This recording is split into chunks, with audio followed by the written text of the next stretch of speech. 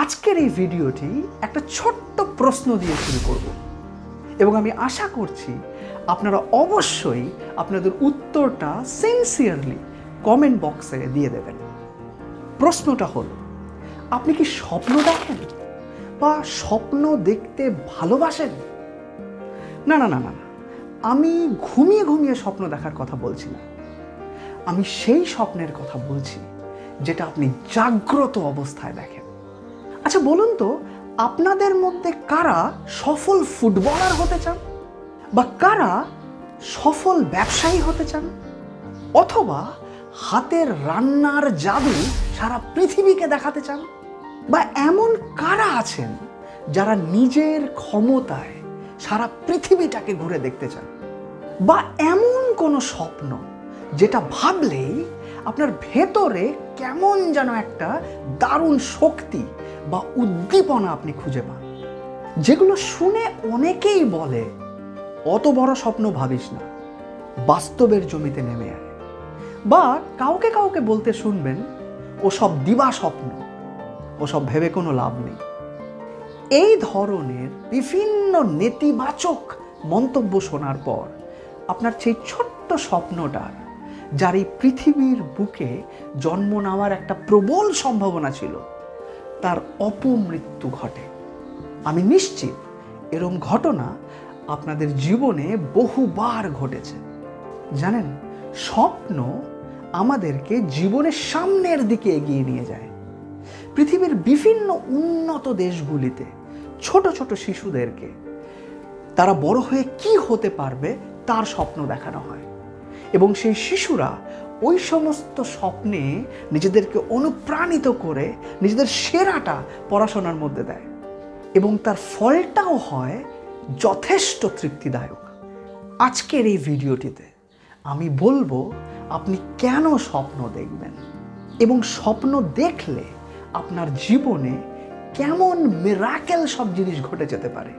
তাই শেষ পর্যন্ত সঙ্গে থাকুন। এই চ্যানেলে প্রথমবার এলে চ্যানেলটাকে সাবস্ক্রাইব করুন, কারণ আপনার সাপোর্ট আমাকে অনেক বেশি অনুপ্রেরণা যোগাবে আরও ভালো ভালো ভিডিও আপনাদের সামনে এনে তুলে ধরতে।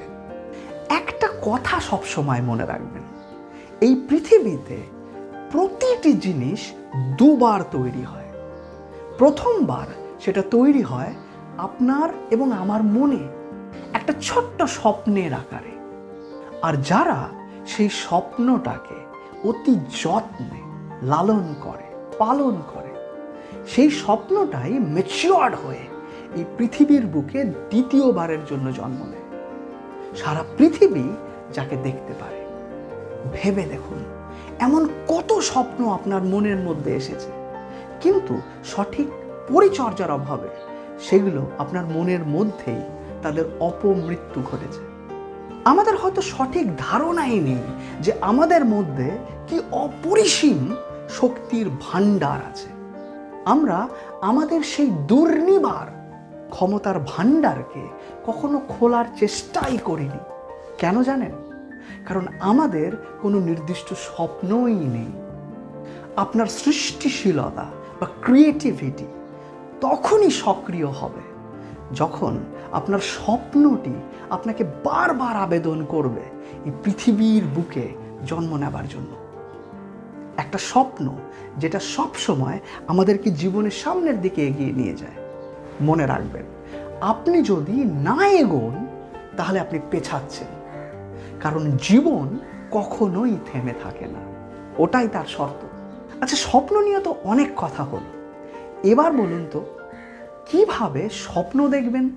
সবার প্রথমে আপনি নিজের লক্ষ্যটাকে ঠিক করুন। আপনি জীবনে ঠিক কি করতে চান বা কি হতে চান, সেই ব্যাপারে আপনি ভেতর থেকে কতটা প্যাশনেট, কতটা এক্সাইটেড। আপনার স্বপ্নটা কিন্তু আর 5টা কাজের মতো নয়, এটা একটা লক্ষ্য যেখানে পৌঁছতে পারলেই আপনার জীবনে আর কোনো অভাব থাকবে না, কোনো অভিযোগ থাকবে না। আপনার জীবনটাই হয়ে উঠবে একটা স্বপ্নের মতো। হয়তো এই মুহূর্তে আপনি লড়ছেন কঠিন পরিস্থিতির মধ্যে, কিন্তু মনে রাখবেন আপনার স্বপ্নটি আপনাকে এই লড়াইয়ে সাহস জুগিয়ে যাবে, শক্তি জুগিয়ে যাবে।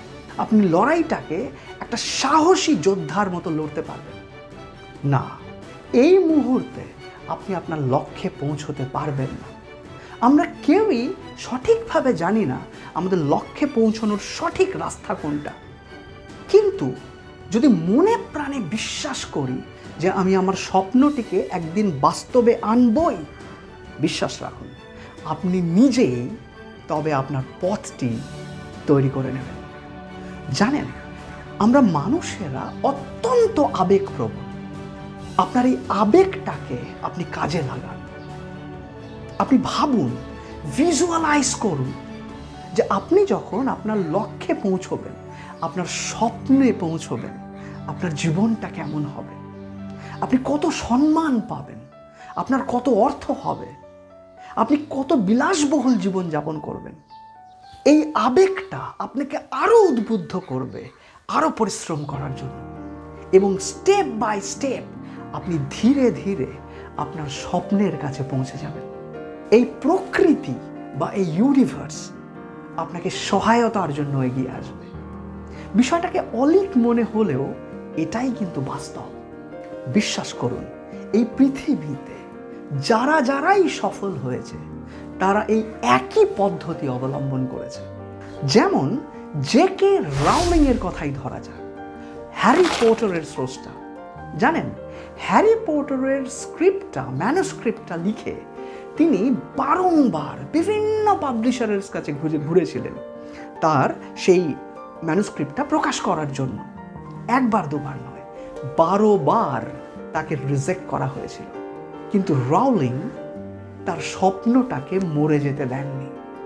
পৃথিবীর সব থেকে এন্টারটেইনিং বইটি আমরা তার কাছ থেকেই পেয়েছি। আমি বা আপনি কেউই কিন্তু এর ব্যতিক্রম নই।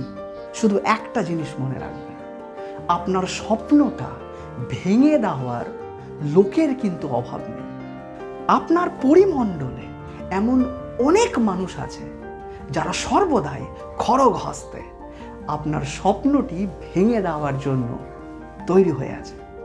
এই ধরনের মানুষকে আপনি আপনার বন্ধু মহলে পাবেন, আপনার আত্মীয় স্বজনের মধ্যে পাবেন, আপনার প্রতিবেশীদের মধ্যে পাবেন, এমনকি আপনার পরিবারের মধ্যেও পাবেন। সামলে রাখুন আপনার স্বপ্নটিকে এই ধরনের মানুষগুলোর সংস্পর্শ থেকে। মনে রাখবেন, আপনি এই পৃথিবীতে এসেছেন সফল হওয়ার জন্য, ব্যর্থ হওয়ার জন্য নয়। জানেন, আমারও একটা স্বপ্ন ছিল আপনার সঙ্গে সাক্ষাৎ করার। ফিজিক্যালি সেটা হয়তো এখনো সম্ভব হয়নি, কিন্তু আমাদের সাক্ষাৎ হলো এই ভিডিওটির মাধ্যমে। আজ হয়তো আপনি আমার কথা শুনলেন, হয়তো কোনো একদিন আমি আপনার কথা শুনব। যদি এই ভিডিওটি ভালো লাগে, লাইক করুন, কমেন্ট করুন, শেয়ার করুন তাদেরকে যারা নিজেদের স্বপ্নটিকে সামলে রাখতে পারে। দেখা হচ্ছে খুব শিগগিরই আরও একটা ব্যক্তিত্ব বিকাশের ভিডিও নিয়ে। খুব ভালো থাকবেন।